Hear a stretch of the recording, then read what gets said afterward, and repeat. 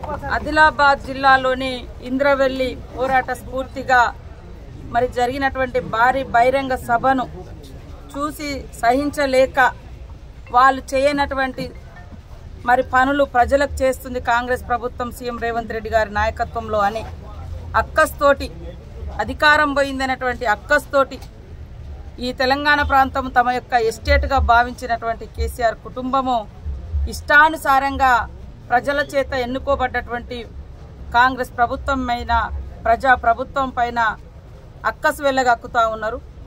దాన్ని ప్రజలందరూ కూడా గమనించాలని కోరుతా ఉన్నాం.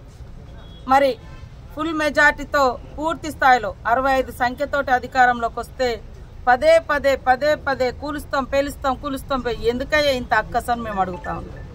అదే కాకుండా నిన్నటి భారీ బహిరంగ సభను మా పార్టీ కార్యకర్తల ఖర్చులు పార్టీ ఖర్చులతో సొంత ఖర్చులతో నిర్వహిస్తే ప్రజాధనాన్ని వాడుకున్నారని కేసీఆర్ కూతురు మాట్లాడుతూ ఉంది. ఆ అలవాటు మీకుంది. ప్రజాధనంతో కుక్కలకు షెడ్లు కట్టించేటువంటి అలవాటు మీకుంది. మీ సొంత ఆటల కోసం మరి కోట్లు బ్యాడ్మింటన్ల కోసం తగిలేసే సంస్కృతి మీకుంది. పేదోళ్ళకి ఇల్లులు కట్టియాలంటే మీకు ఆ ధైర్యం రాలే, ఆ గుణం లేదు.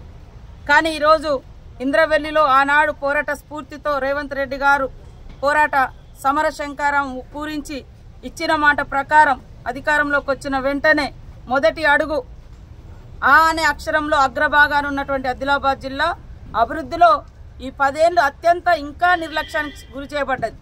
ఐటీడీఏల సమావేశాలు లేవు, ఐటీడీఏలకు నిధులు లేవు, అదేవిధంగా రోడ్లు లేవు, మంచినీటి సౌకర్యం లేదు. భూములకు ఆనాడు కాంగ్రెస్ ప్రభుత్వం వైఎస్ఆర్ గారు మరి 2 పంటలకు నీళ్లు ఇచ్చేటువంటి ప్రాజెక్టులు కడితే వాటిని పక్కదారి పట్టించారు. ఈ రోజు వచ్చి మరి కవిత గారు ఇష్టానుసారంగా మాట్లాడుతున్నారు. ఈ మాటలు మీ మాయ మాటలు ఈ అక్కసు ప్రజలు గమనిస్తూ ఉన్నారు.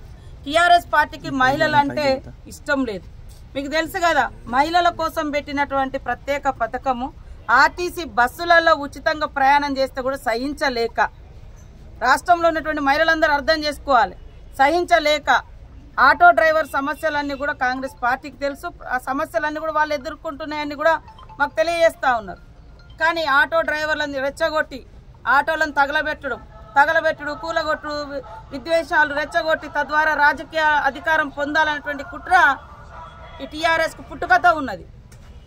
కాబట్టి ఇవాళ ఆడవాళ్ళందరూ స్వేచ్ఛగా ఖర్చు లేకుండా బస్సులలో ప్రయాణం చేస్తుంటే కూడా తట్టుకోలేక బయట ఏ ఆడవాళ్ళు కనపడొద్దు, కేసీఆర్ కూతురే కనపడాలి.